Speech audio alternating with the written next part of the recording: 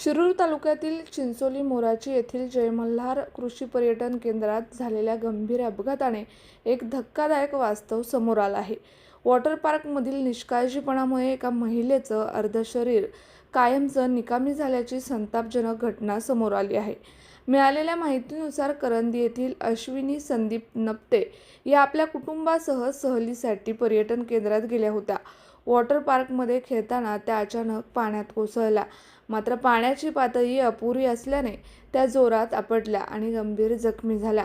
धक्कादायक बाब म्हणजे घटनास्थळी कोणतीही तात्काळ वैद्यकीय सुविधा उपलब्ध नव्हती, ना डॉक्टर ना प्राथमिक उपचार व्यवस्था। अखेर नातेवाईकांनी त्यांना खासगी वाहनातून रुग्णालयात दाखल केले।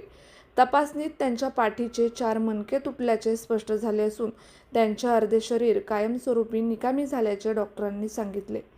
या गंभीर प्रकारानंतर पीडितेच्या कुटुंबियांनी शिरूर पोलीस ठाण्यात तक्रार दाखल केली असून पर्यटन केंद्राचे मालक आणि व्यवस्थापक यांच्या विरोधात गुन्हा दाखल करण्यात आला आहे।